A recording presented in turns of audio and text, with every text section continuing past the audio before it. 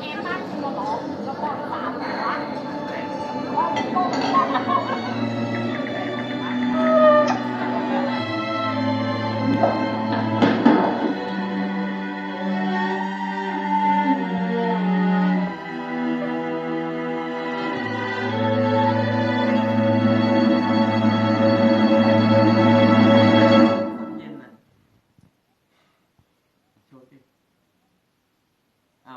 เฮ้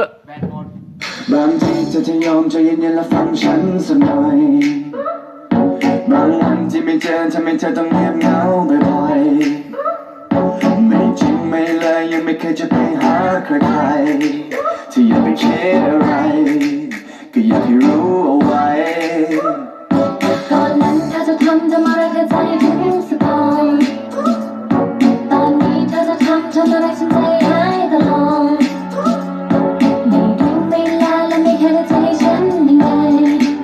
ก็จะไม่คิดอะไรแต่ฉันคิดได้ไหมก็เครื่องมันแฮงไม่อย่างนั้นก็เน็ตขาดเฟซมันลงก็ไลน์ด้วยอย่าคิดมากอยากสื่อสารไม่ต้องพึ่งนกพิราบแค่คิดถึงทำแค่นั้นฉันก็ทราบจะไปอยู่ตรงหน้าจะไปหาแน่แน่เธอจะอยู่ที่ไหนจะเปิดไซเรนไปหาเธอแน่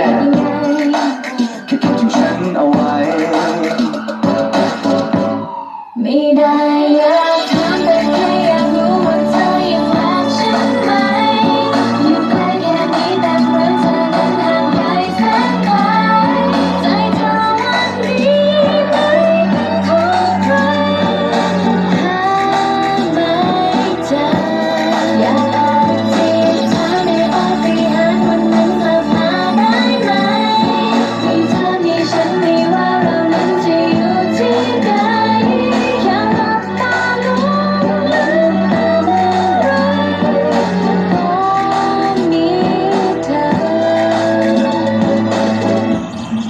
ช่วยดูแลกัน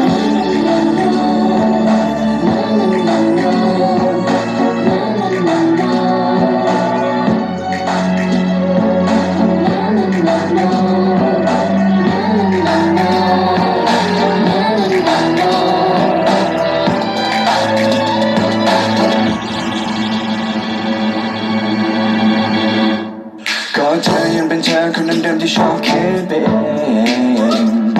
และเธอยังเป็นเธอคนเดิมๆคนที่ง้อไม่เก่งแค่คำเดียวเป็นอะไรที่มันพูดไม่ออกก็อยากจะซึ้งจะบอกแต่เธอทุกวันไหน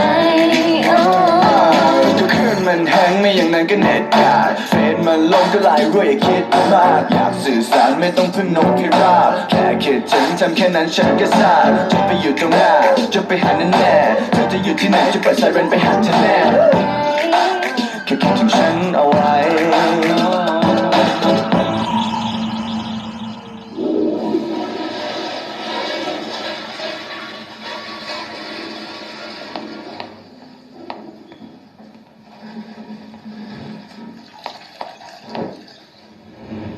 ไม่ได้